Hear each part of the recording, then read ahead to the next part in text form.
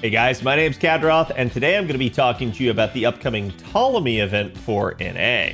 Now, the Grail Front Castle of Shining Dawn and Castle of Shadowed Dusk is going to basically be the actual name for the event, and it's got a social media campaign that just got announced here on Twitter. But due to that, we also kind of now know the actual timing of the event, so it felt like a proper time to actually go over it with you guys and let you guys know what you're about to get into. So this social media campaign runs through the 13th.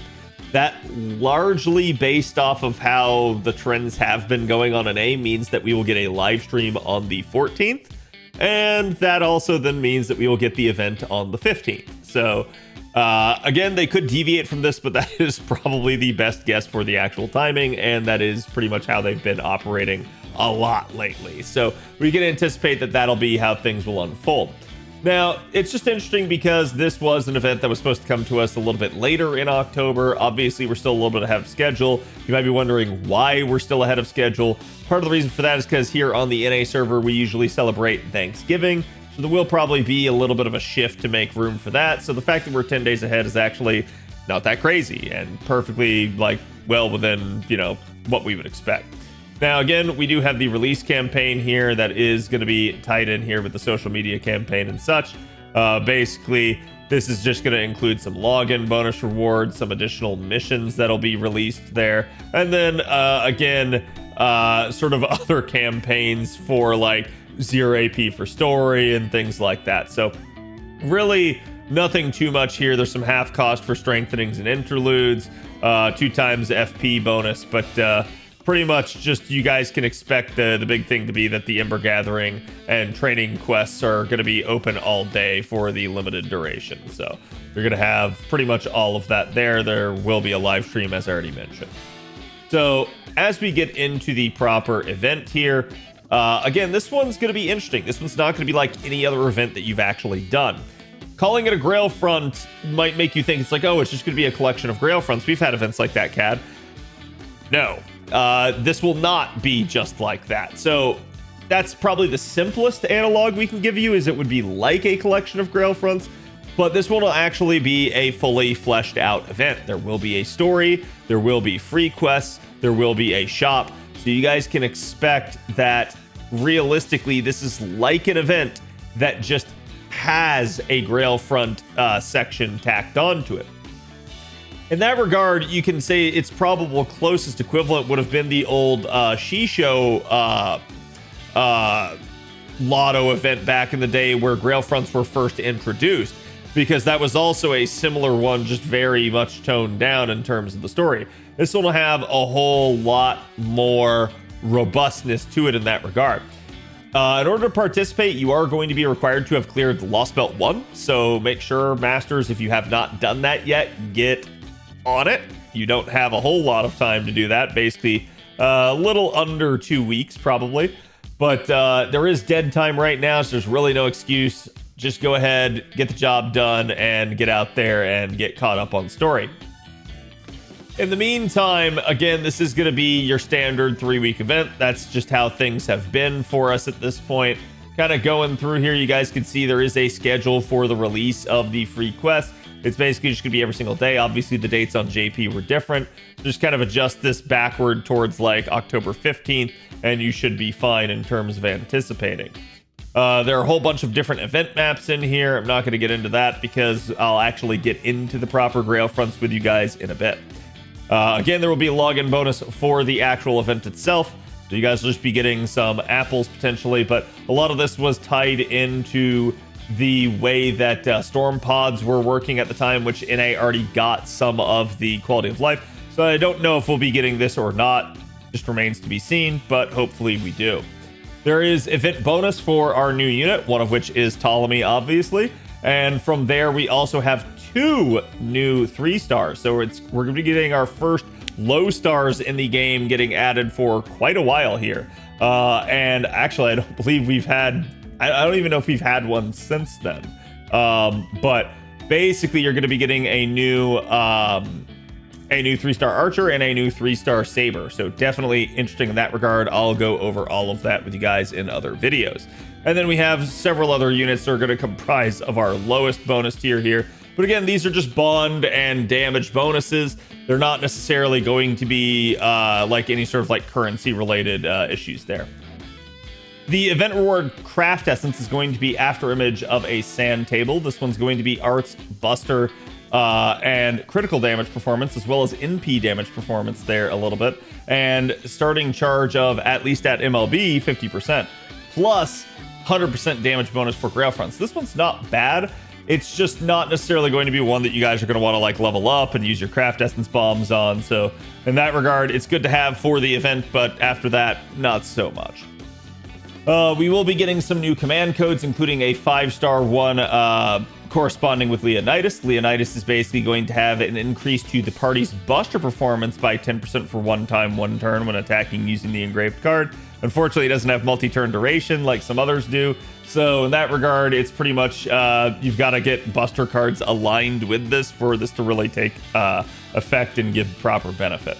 The 4-star one here is going to increase damage against divine enemies by 10% of the engraved card and gain 2 critical stars whenever you attack. So this one's just a good power mod against divinity. And the 3-star one's going to increase damage against wild beast enemies by 10% of the engraved cards. So just another basic power mod. Looking at the Grail Front updates here, there are going to be some changes with this one. So to start off with, we have the event maps, which is that previous Grail Fronts did not come with an event map and a richer story experience. This one will. And simultaneously, there will be a day and a night mode. That's why it's kind of baked into the name of the event. But basically, there's going to be 2 versions of every Grail Front. You can do both, but you will only receive the reward for doing the first one that you choose to do. So again, if you want the extra challenge, you can definitely do both, but realistically, you only need to clear each Grail Front once. The difficulty will also change accordingly, so clearing any version of the Grail Front battle twice will not yield extra rewards according to fandom here. If you have cleared the day version of the Grail Front, then swap to night and clear it again, no rewards will be given for the night version, basically is what they're saying. Also, it didn't really talk about the difficulty like they said there, but basically my understanding is that the night mode version of the Grail Fronts are usually more difficult. So there's that. If you want the extra challenge, feel free to go with it, but it really just depends, and I wouldn't, make too big of a deal out of it. There are new victory conditions, which is that previous Grail Fronts only had default victory conditions, which are defeat the enemy master and defeat all enemy servants. The Grail Front will now have story-based conditions, such as the player reaches a designated spot on the grid, or you defeat a specific enemy in order to win. You might think this is not going to be important or matter at all, but you should pay attention to it, because remember, one of the big things with the Grail Fronts is you want to collect all of the chests that are on the map. So if you fulfill the victory condition before that happens, you're going to have to do the Grail Front again if you want the rewards. So keep that in mind. Don't end the fight too early. Make sure you guys get all of your chests before you do that. Story dialogues can also now occur during Grail Front battles, because there's going to be an overlay on top of the battle depending on situations. And you will also have a St. Quartz command seal continue / full revive function for this, so that when the player loses after using 3 command seals or 1 St. Quartz, basically all player servants return to their starting position with full HP and 100% NP gauge, and all enemy HP remains unchanged, and all treasure box collected will remain in the loot inventory. So in other words, even if you could lose, you can choose to full revive and still keep the rewards and keep going through the Grail Front. Basically, it just talks a little bit more about like, oh, what's the effects of if you already had certain things in place. We don't have to care too much about that. And you can also open up new routes in this Grail Front. So some of the battles will have sort of shortcuts that you can unlock, or again, additional paths that, depending on what you do, you can actually fulfill a set of conditions to unlock a new route. So that'll be something you want to pay attention to. It may allow you to circumvent enemies. It may allow you to kind of like get behind them and get access to a chest that they were maybe guarding. So it's definitely a good idea to pay attention to these as you guys go through the Grail Fronts. Now, with regards to the main quest, again, I'm not going to end up spoiling really anything here for you guys, but I am just going to say Your end reward at the end of all of this will be a crystallized lore. But there also should be a grail somewhere in here. I'd have to double check. Oh, well, obviously, actually, for the Grail Fronts, you'll be getting a grail for that. But yes, so again, there will also be, like, with regards to the specific Grail Fronts, different party buffs and things. So this is one of those changes where, like, now as you guys go in, if you have multiple, like, units standing next to each other and everything, you can actually get a increase to the party's attack. So this is specific to the Grail Fronts. That is to say, like, 2 units standing next to each other, both will get additional, like, firepower. And this can be, I believe, also used by the enemy, but I'd have to, again, double check on that. But it's something to pay attention to and be wary of. The rewards for the Grail Fronts are pretty pedestrian, as always, but still nice, so definitely make sure you guys do them. I know they can be a little bit time-consuming, but again, you do have 3 weeks to do this event, so nothing too much that you really got to worry about in that regard. Then with regards to the free quests, again, these are pretty much your standard free quests. They will kind of come available with the, like, story release schedule and things, so keep that in mind. That's where you're going to be spending all of your AP, not really on the Grail Fronts, but make sure you set aside some time to stay on top of the Grail Fronts each day so that you don't, like, kind of cost yourself. Demolished Cocoon will be one of our end nodes here. This one is basically going to be a 1-2-3 node, all sabers. So if you have a really good archer, you should be capable of handling this. Our end enemy here that's going to be really high health is going to be Altera, who is the incarnation of destruction at 600k there. So again, you're definitely going to be looking at needing, like, some pretty robust values in terms of damage output, but keep in mind the, you know, event craft essence here is a damage bonus CE, so you don't have to worry about it too much. And then your 90 plus node there should be a little bit more manageable, but basically a 2-3-1 node with all lancers. So this one, as long as you have a decent saber, should be able to handle it. The end enemy there is going to be Brynhildr at 274k. So again, anybody that can exploit any of her niches would obviously be really solid. Looking at the event shop here, I'm not going to bother reading through all of it because it usually bloats the video, but naturally you've got things in here like your crystallized lore, kind of covering some of the really nice stuff like the ascension mats. You guys are going to have demonic flames. You're going to end up having eggs. You're going to end up having the ether photon converter from Ordeal Call 1, or as I like to call them, the D20s. And you're going to be able to have octuplet crystals, all from the gold material there.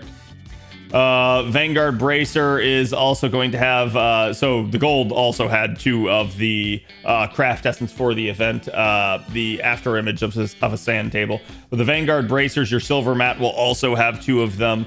You'll have another command code there. You'll have another crystallized lore. And then you're also going to end up having the Forbidden Pages, the LB5 crowns, the gunpowder from LB1. So you've still got some really, really nice rewards there.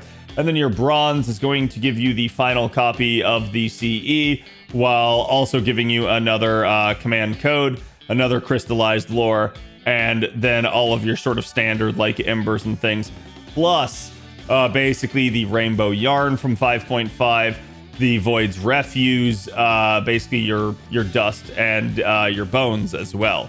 So, also, and heroic proof. So you basically get a ton of old bronze mats there. Definitely good for people that are newer starting the game to basically get, you know, all of that under control. Summoning campaigns, there's going to be 3 of them. The very first one here is going to be Ptolemy, who's going to be a new sort of switchable archer. He can switch between single target and AoE. Again, I will talk about him in a video, but this is going to be another one of those where basically Ptolemy is going to be a unit that some people will roll for, some people will skip because of upcoming units next year, or maybe like waiting for Weisky Kenshin later in the year. But ultimately, at the end of the day, he's still a very, very solid unit. I can definitely tell you guys that much, at least. You'll also have the new 3-star Sugitani Zenjubo, and Penth will actually be the 4-star on this one. Looking at the rate-up craft essences, Bibliophilia is going to be your 5-star C. It's split stats, unfortunately, which is kind of sad because it does have charge per turn, NP damage up, and overcharge here. Definitely be a decent one for challenge purposes.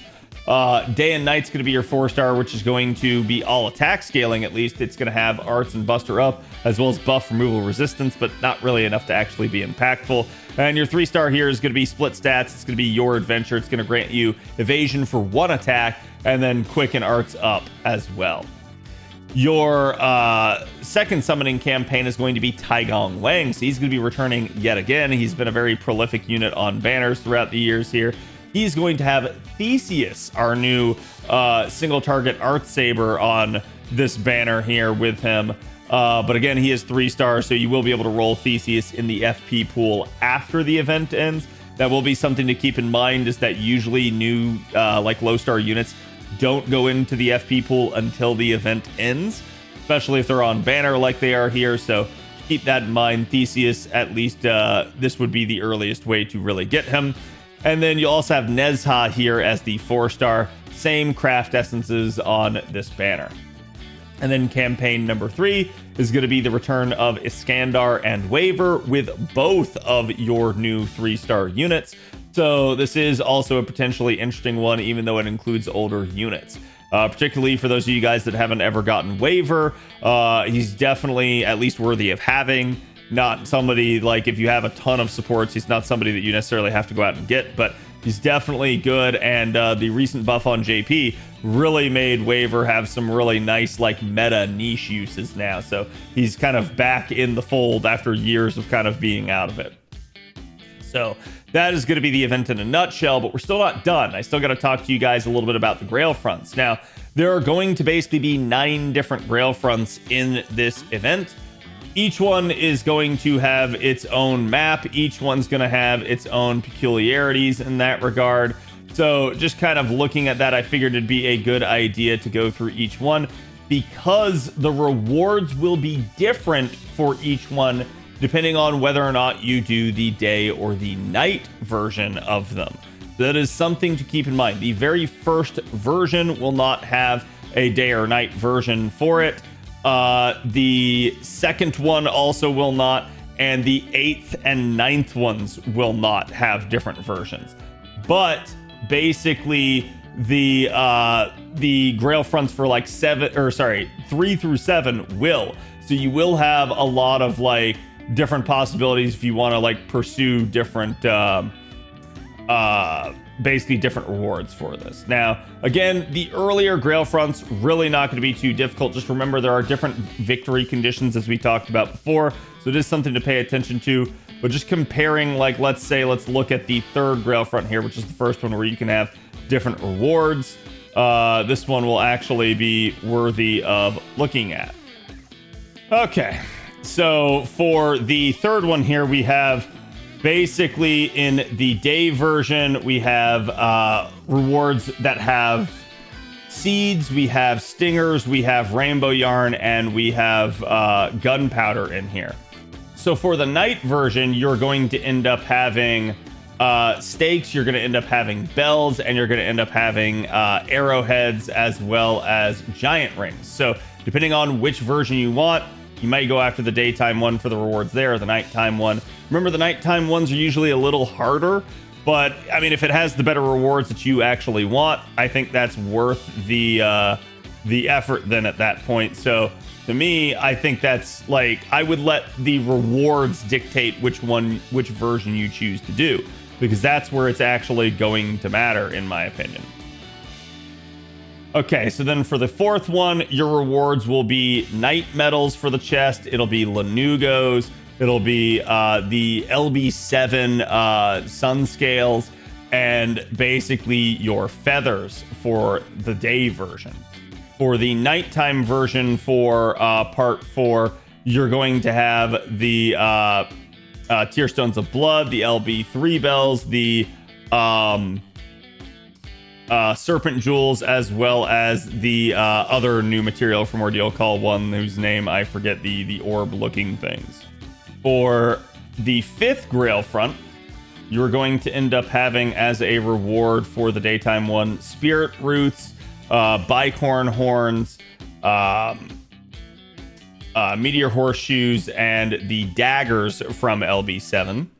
And for the nighttime one, you're going to end up having Chaos Claws, Divine Wine, the 6.5 Ashes of Urns, and the Homunculus Babies as the chests in that one. For the sixth one, for daytime, you're going to have Black Beast Greased, more Sun Scales, and basically your ice as the rewards for that. And then for the nighttime version, you're going to end up with Hearts of the Foreign God, LB6 Bells, and Eternal Gears as the reward for that one.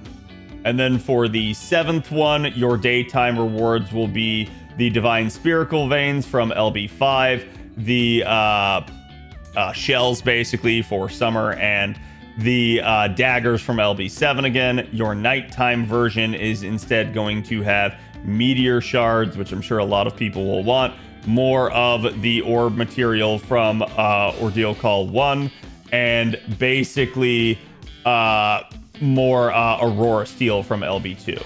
And then last but not least, we'll have the 8th and the 9th version. The 8th one, like I said, is not going to have a night version for it. The 8th one is going to have a reward of mirrors, scales of fantasy, the swords or daggers, depending on how you want to look at it, from LB 6.5, and chains basically is the reward for that one. That one's going to be a little bit more difficult, so definitely watch out once you get to that one. We're going to start seeing like some of these Grail Fronts actually get kind of tough. Again, I'll give you guys a little bit of pointers here at the end, but the idea behind it is just in general, you want to take your strongest units that can kind of solo things, that can survive, have good sustain and upkeep, so that they can kind of keep like grinding through all the enemy units that you're going to be facing, because some of these there will be like enemy spawns, and that's going to be something you're really going to have to watch out for. And now, why am I mentioning enemy spawns? Well, because as we get to the sort of final Grail Front, there are two different versions of this. There's the Eternal Light and the King's Library version. Now, each one is just ever so slightly different for what you're going to end up facing. The only difference between them is going to be that that Ptolemy is going to end up being a little bit different as an NPC there. But otherwise, it will be the same regardless. So I'm going to talk to you guys about this last one, because this last one's kind of the hardest one. It's going to be the one that you guys had the most trouble with. This one is a complex Grail Front. Just based off of the map that you guys can see, it might strike you as like, whoa, this feels like there's a whole lot going on. Realistically speaking, the map itself is actually not that hard to manage. The issue that you're going to have with this one is that there is a boss enemy that is reasonably difficult, has multiple lives or break bars if you want to look at it that way, and also ends up having a whole lot of allies. Not only that, but each of these sort of smoky points that you guys can see will be enemy spawners, and you will have already encountered them by the time you get to this specific one. So you should know how to handle it. Basically, one of the easiest ways to deal with these spawners is to just simply put a unit on it, or to just kind of like camp it and try to kill anything that comes out of it. But if you put a unit on it, it won't spawn anything.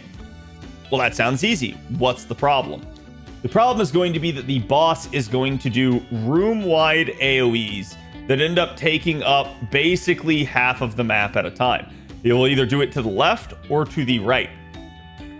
You will get a warning of this. You will know how many turns you have to move people out of this area. But if you do not move someone out of this area, there is no survivability that can stop it from hitting you and potentially killing you.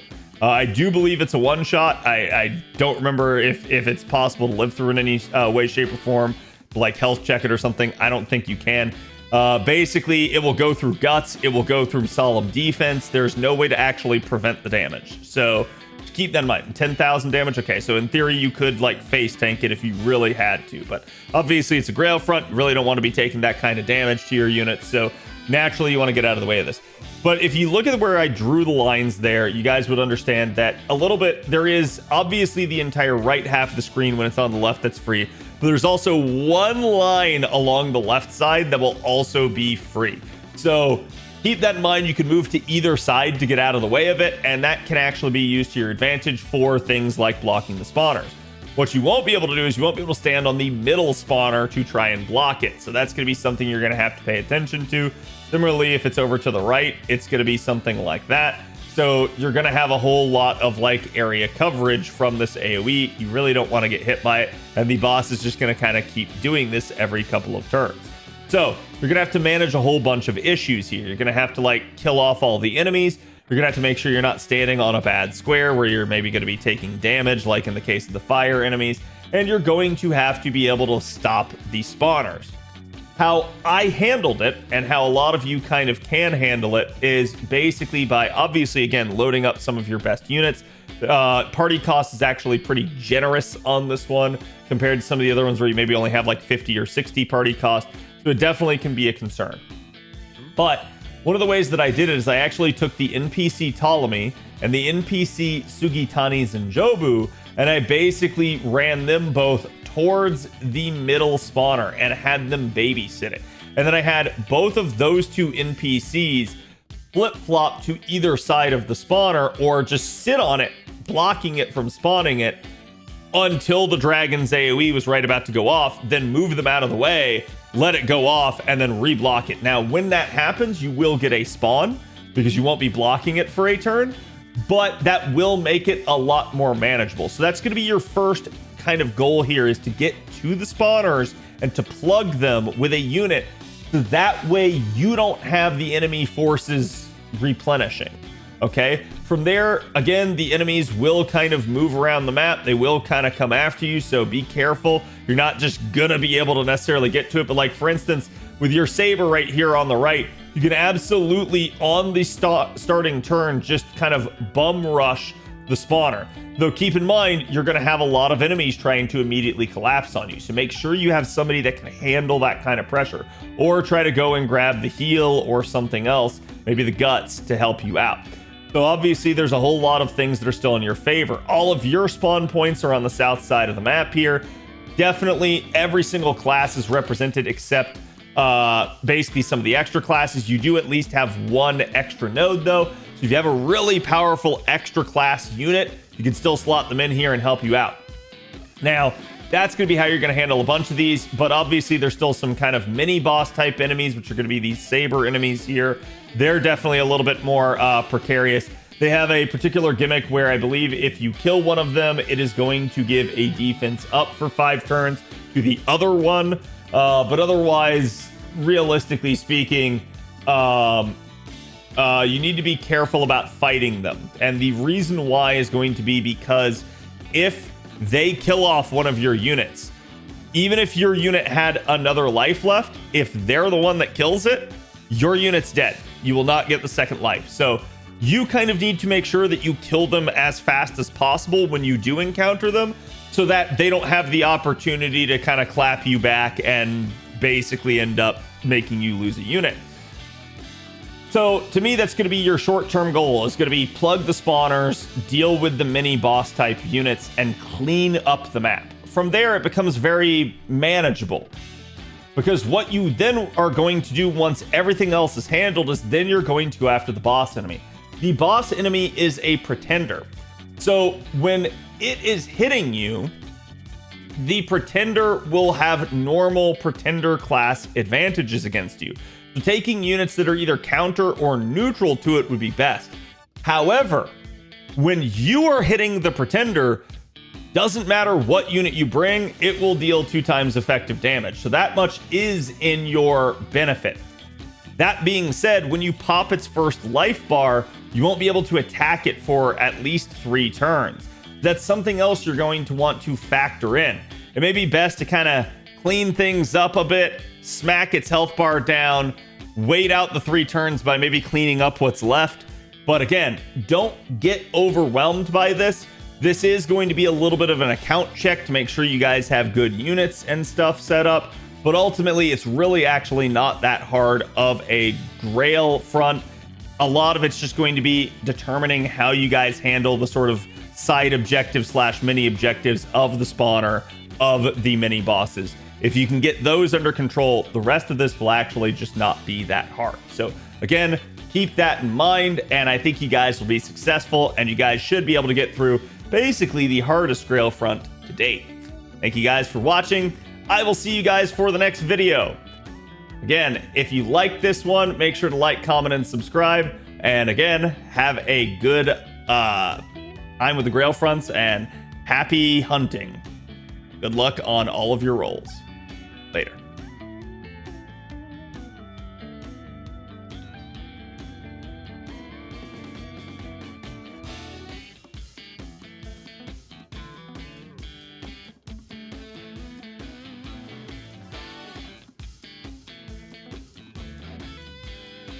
That was super cringe at the end.